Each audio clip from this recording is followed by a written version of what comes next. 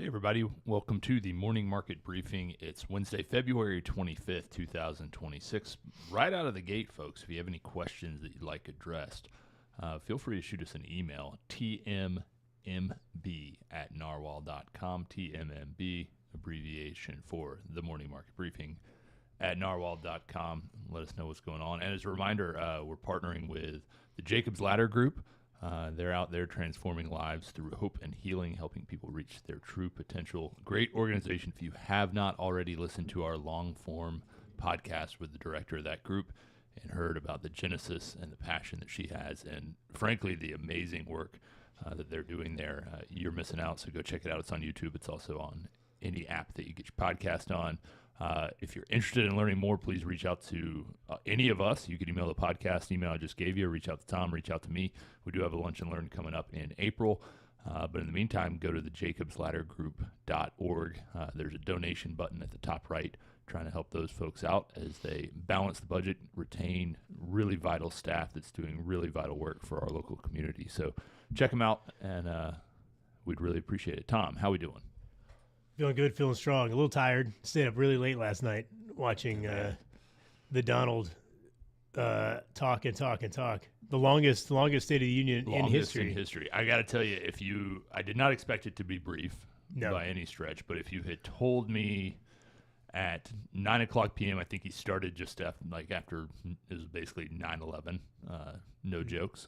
Easy to remember. Yeah. Hard to forget. Started at 9/11, and if you told me at 9:05 that, hey, our guy's about to be out here, the president of the United States, the leader of the free world's coming out, and you know everything you know about him, and he's going to set a record for longest State of the Union, I don't think I would have been surprised, but I think I would have been very fearful and very disturbed and concerned. And the reality is, Tom, I actually thought this was, and I've seen a number of political commentators point this out, this was as smooth as he has ever been using the teleprompter and then transitioning off the teleprompter. He was not solely teleprompter, but when he was on it, he actually had a little bit of energy.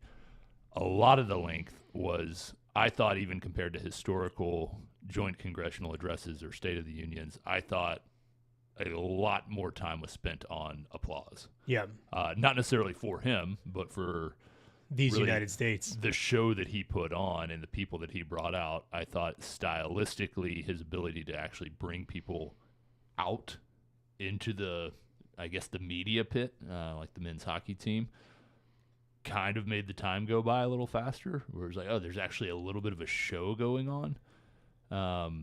Stylistically, what were your impressions? Then we can jump into some of the substance. Yeah, I mean, honestly, the part that I enjoyed the most was the Medal of Honor stuff. Yeah, I mean, pretty sick. The guy, I will say that CBS got confused between the two different 100-year-old people who were involved, because they showed one guy for the first 100-year-old guy, and then they realized they were on the wrong guy when the other guy stood up, which was pretty funny. I mean, the one was just winking at the crowd. Yeah, just still got it. Yeah, man. But awesome.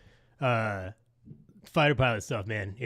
My dad was a fighter pilot. Loved some fighter pilot Medal of Honor stuff. What did you say his plane took on 226 rounds or something? I mean, notably, he does have some citations for the Silver Star and the Distinguished Flying Cross, and obviously many. I'm not even sure how many, to be honest, but many flights over Laos and Cambodia and Vietnam over a 2-year period. So, those are the two just below the Medal of Honor. I think the Silver Star is the highest courage medal you can get prior to getting the Medal of Honor. So, not too shabby by the old man. But that stuff plays for me big time. Yeah, it was pretty awesome. And I don't know if you don't like that, like you're listening to the wrong show. Your diaper is so full. You need to go get a new one. Get over yourself. But no, it was pretty impressive to me that I did feel like Trump not only remained relatively on message, whether you agree with it or not. I think he was on message, and I do think he was on message on topics that specifically amongst independents, his party currently has a lead on. The one moment that stood out most specifically to me was when he asked everyone to stand if they felt like their number one obligation was to American citizens and not to illegal aliens. And Notably, one party did not stand. That is going to be coming to a TV screen near you tens of thousands of times in the form of an advertisement as we come up on these midterms. That's going to be used over and over. I mean, I think it's certainly something to think about. What is the role of the United States government? What is the role of the president really? And I would argue the prosperity and protection of the citizens of these United States should be number one. Should be number one. Yep. Yeah, I mean, I think it was interesting because it was like real smooth economy on message on the prompter.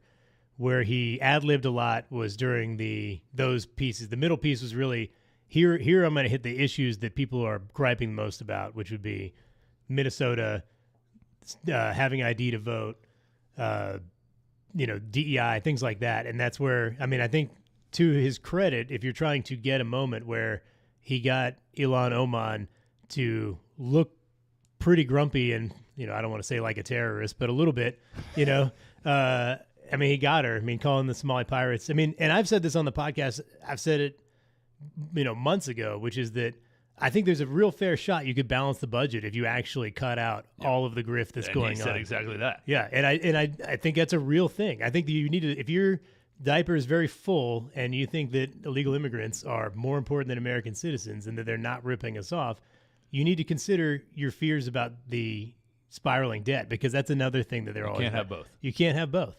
If you want to go out of pocket to take care of people who are not your friends, family, or community, then that's something you really need to think about. And it's not, listen, my in-laws are immigrants. I have some of my best friends are immigrants. Many of our clients who are friends of mine are not from this country. I played on a rugby team for a long time where I was the minority. Yep.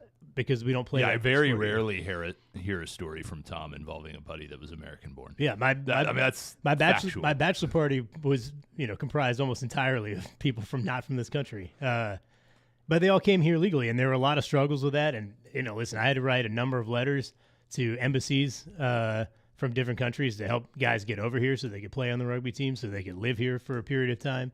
And it's really difficult and a dicey work. And we had immigration lawyers on the team who worked around the clock to get guys in situations where they could either extend a visa or stay or prove that they could even come to this country to just be here.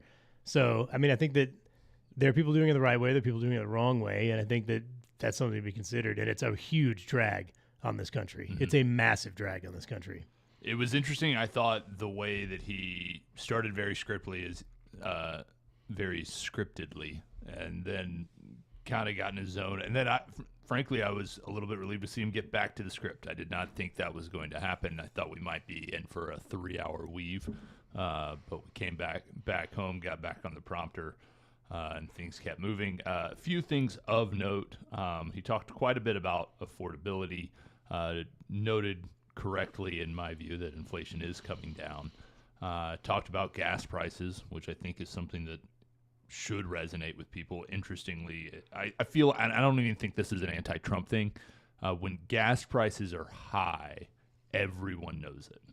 When gas prices come down, no one notices, or at least they choose not to talk about it. And that's across party lines. It's certainly not eggs. Yeah. Eggs turned out to be the canary in the coal mine. Yeah. People were real mad about eggs. I was mad about eggs.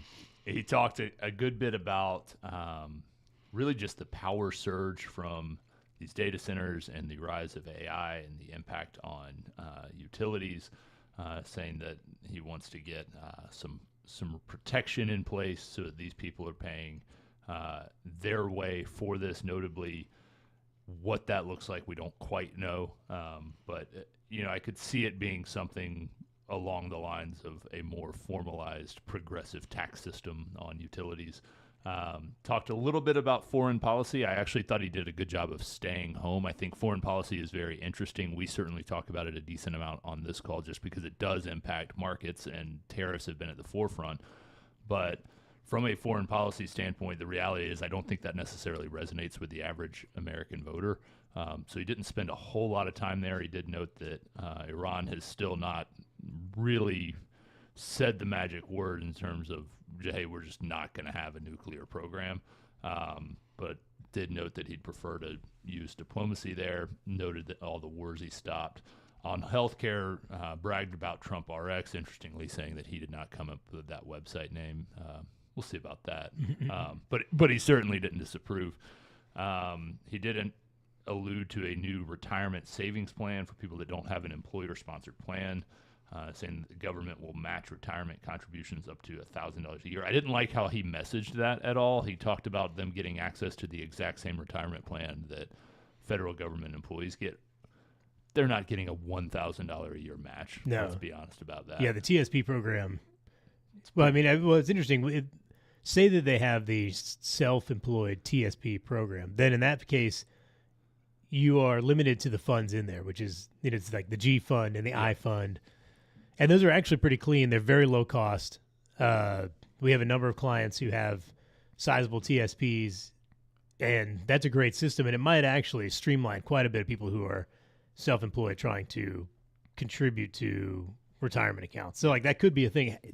I'm confused as exactly what that setup is as well. So he talked about fraud, declared war on fraud led by J.D. Vance, again alluding to the fact that this could potentially balance the budget. I don't know that we get to the point that you think we are, but I don't tonally disagree at all. I think when we think about the budget, Ben did a great long-form piece somewhere on the YouTube channel. You can maybe find it. The Narwhal one, not this one. Yeah, maybe 2 years ago on just the budget and what's happened. The reality is, I think if you attack the healthcare piece, which we just mentioned, and the fraud piece, that probably gets you there. If you have complete total victory on either of them, you might get there. So something to keep an eye on just as we think of just overall responsibility of the federal government. They announced Delilah's Law. It's going to ban states from issuing CDLs to illegal aliens. It seems wild that we have to say that out loud and that needs to be codified to me. I mean, there's the guy who hit the lady last week, and he had a real ID. They posted it on Twitter, like, here's this CDL. And not only that, he'd get through the airport with this thing because it's a real ID. A real ID is what they call it, yeah. Which, has become a problem for people at the airport, how easy it is to get IDs. How easy it is to actually get on an airplane if you hypothetically came here and have bad intentions. He talked about foreign direct investment. I was surprised to see him not go after the Supreme Court more. I think that's probably the correct move. Yeah. I really don't think either party is going to win a lot of undecideds or crossover party voters. Neither party's going to win a lot by attacking people wearing robes. It's just not a thing that doesn't work out well for anybody. Ask the guy that went after Paul Pelosi how that went. Hare Krishnas, never a good look. Yeah. But he was very excited to talk about the $18 trillion in foreign direct investment and did mention that, hey, I think the deals are on despite the Supreme Court ruling. So pretty interesting. Again, on the Trump scale, and I think everyone would get this, I would say I would give him pretty high marks. I think for talking for that long on things that, I mean, it was pretty patriotic, tonally, talking about history. I loved the bit where he talked about, the 100 years, one long lifetime, how, we're basically one long lifetime between Thomas Jefferson's death and the 100-year-olds in the room. Yeah. I thought that was pretty powerful imagery. I mean, I've talked about that, but the Russells, we have a slow turnover rate. I'm an old dad, son of an old dad, son of an old dad. And I've said this in the office. I don't know if I've said it in the podcast, but my dad would say that his dad would talk about when he would go to the bar when he was a young man, that there would be Civil War veterans there. Yeah. Which is nuts. Yeah, that's crazy. That's just my grandfather. We turn over very slowly. Yeah. On account of, one was in World War II and gone for a while, and the other one was in Vietnam and gone for a while. So pretty wild, though, to think about. We got some feedback, switching gears. We got some commentary from James Van Gielen, the founder of Citrini, who put out, really the long form. What are we calling that? The think piece? The thought exercise? The blog? Case study? The hypothetical scenario? It was pretty interesting to hear from him, saying, essentially that if he thought stocks were going to move on this, he would have charged for it. And I'm like, yeah, dude, You've got 120,000 subscribers now. Imagine if they were all paying $10 to read that. Yeah. That'd be pretty sick. But he did note clearly the market's jumpy about this stuff. It's a focal point. I don't know if you have, we discussed this in the investment committee meeting. I don't know if you have additional thoughts or perspectives on it. I mean, I think the people are just worried that there's a bubble and that they're going to get popped by it. I think a lot of it's driven by the fact that there are a lot of different things going on. There's potential war with Iran. Bonds, have been showing signs of flight to safety. We've got, just a number of different things. And I think there's a little bit of worry because a lot of people who have invested in this market over the last 5-10 years have been really heavily into tech, and that's been the driver. Yep. You buy NVIDIA, Google, Apple, you're winning. You're winning all day, every day, for years now. And then suddenly the holders of things like Lockheed and ExxonMobil are the winners. And you start looking around and you're like, man, I don't know. And then, there are all these different things that you hear that AI is going to market correct, and people just get, there's a jumpiness to the market. And I think that's just, it's hard sometimes when NVIDIA's up 2,000% or whatever it is in the last 8 years, and you own ExxonMobil, and it's, gotten a market return, maybe a little extra in some years, a little less in others. But having that diversification is important, and having, exposure outside of tech is important. And that's why performance has been so good this year. But I think that we're going to continue to see that. There's a lot of fears that people are going to get market corrected by this. And I think on top of the fact that there's lots of other things going on geopolitically, regular politically, I mean, it's just, there's a lot of uncertainty right now. A lot of the tech valuations are driven by how many cuts are going to be this year. Think of discounted cash flows. How much is a dollar tomorrow worth today? Well, it depends on what your interest rate is. And I think a lot of that's driving it as well. So I would say take it with a grain of salt. This guy only has 130,000 followers or whatever. So what's he know? Yeah, but he's going to have a lot more now. So be careful what you wish for. We got consumer confidence in yesterday after the call. It was a better reading than people were expecting. The previous reading was 89 for the month of January. People were looking for an 88.6. We came in at a 91.2, both better than expectation and better than the previous reading. Notably, that they thought that in the survey, they said that they thought conditions improved after January's Greenland uncertainty, which I don't even really remember. Was that really something? I don't remember being all that uncertain about Greenland, but a lot's been happening this year, so there is that. Areas of improvement, more consumers are saying yes or maybe to buying big ticket items. So we're seeing an increase there. Fewer, as you might expect, saying they're not planning to do that. Seeing improvement in used cars, furniture, TVs, and smartphones. Those kind of remain at the top of that category. I mean, notably coming down in price too. Yes. Consumers still preferring to buy used cars. I think I don't really know when that's going to change, if it ever does.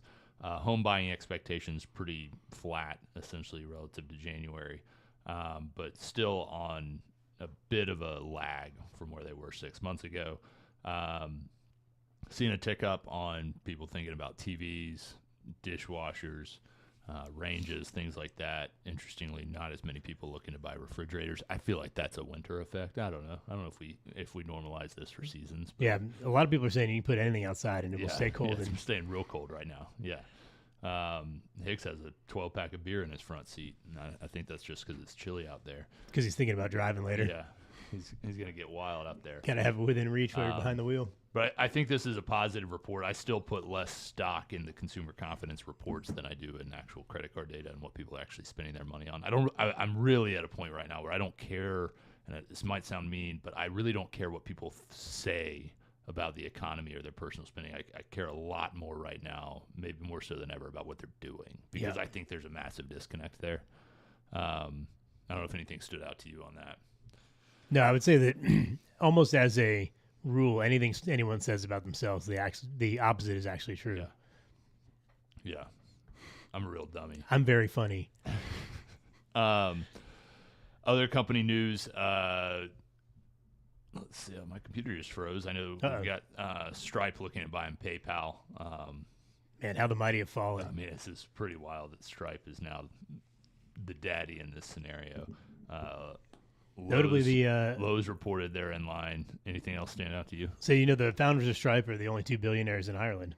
Really? They're two brothers who started Stripe, Well, and that was a hot company in 2020. There was Yeah. a lot of IPO talk about them. They've managed to not do that, but it's crazy to me that they're now big enough that they could take PayPal private. That's crazy. Or potentially merge and then take PayPal's ticker and become a publicly traded company, which would probably be good for them for taxes. Do a little inversion, the opposite of what people were doing during the Obama administration, where you buy a tiny company in Dublin and then be like, "That's our headquarters now. We're domiciled in Dublin." Yep.